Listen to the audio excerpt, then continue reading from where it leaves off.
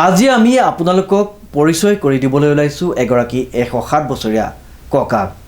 পুত্ৰ বোৱাৰী নাতি আজুনাতিৰ লগত কেক কাটি উদযাপন কৰিলে ককাই 107 বছৰীয়া জন্মদিনটি। চাওক আমাৰ এই বিশেষ প্ৰতিবেদনটি।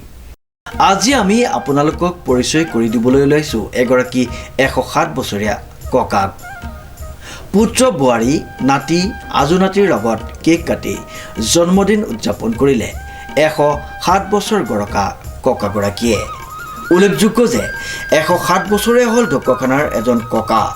কেক কাটি পুত্ৰ বোৱাৰী নাতি আজুনাতিয়ে উদযাপন কৰিলে জন্মদিন। ঢকুৱাখানাৰ ছয়গুৰি গাঁৱৰ ভদ্ৰেশ্বৰ ককাৰ ঘৰত পৰিলক্ষিত হ'ল এক উখল মাখল পৰিৱেশ। সকলোৰে মাথো এটাই উদ্দেশ্য, 107 বছৰীয়া ককাৰ জন্মদিনটি উলহ মালহেৰে উদযাপন কৰা।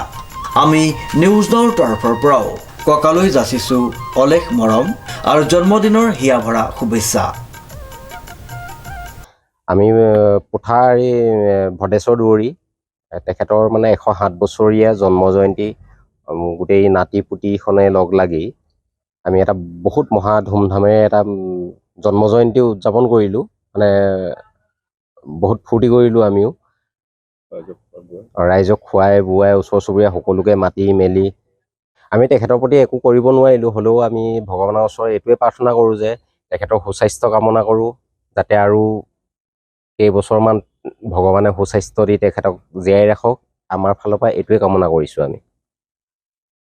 আজিকালি সমাজত দেখা যায় মানে নিজৰ পুত্ৰ বোৱাৰীয়েও মাক দেউতাকক বৃদ্ধাশ্ৰমৰ ৰাখে, কিবা কৰে। হ'লেও মানে আমি ইমানটো বয়সলৈকে যে আমাৰ মানে যিটো আবেগী হৈ গৈছোঁ, মই একচুৱেলি কথাষাৰ কওঁতে মানে ইমানখিনি যে কৰিব পাৰিছোঁ আৰু আগলৈও মানে সেইখিনি প্ৰত্যেকে বিচাৰ কৰক, ভাবক। সেইটোৱে সমাজলৈ এটা বাৰ্তা পঠাব বিচাৰিছোঁ আমি। এখেত ভদ্ৰেশ্বৰ দুৱৰী, এখেতৰ আমিতো বহুত সৰু আৰু এতিয়া প্ৰায় 107 বছৰমান হৈছে আৰু মহা ধুমধামেৰে নাতিসকলে তেখেতৰ 107 বছৰীয়া জয়ন্তী পালন কৰিছে। আৰু এখেত আমাৰ সমাজৰ সাধু আছিল, কিন্তু আজি 2 বছৰমান আগতে এক্সিডেণ্ট হ'ল, পৰি পিনে এতিয়া সকামত বহিব নোৱাৰা হ'ল। গোটেই অঞ্চলটোতে আমাৰ ইয়াৰ একেবাৰে ঢকুৱাখানাৰ ওচৰৰ পৰা এইফালে শিঙীয়া পৰ্যন্ত গোটেই অঞ্চলটোতে তেখেতে সাধু কৰি সমাজত নেতৃত্ব লৈ আছিল। আৰু এতিয়া অলপ দুৰ্বল হৈছে, বয়স বেছি হৈছে, হ'লেও এতিয়াও লাঠি লৈ খোজকাঢ়ি আছে, ধুনীয়াকৈ খাই বৈ হেৰি হৈ আছে। আমি আশা কৰিছোঁ আৰু কিছুদিন তেখেতক ভগৱানে আয়ুস দিয়ক।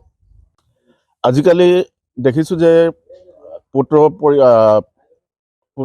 বোৱাৰীসকলে বৃদ্ধসকলক বৃদ্ধাশ্ৰমলৈ পঠিয়াই বা অত্যাচাৰ কৰে, অৱহেলা কৰে। তাৰ বিপৰীতে ই এক সুন্দৰ নিদৰ্শন।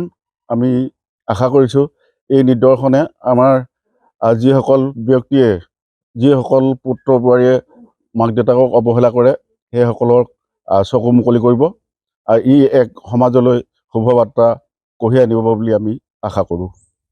ঢকুৱাখানাৰ পৰা জিন্তু কোচৰ ৰিপৰ্ট, নিউজ নাও।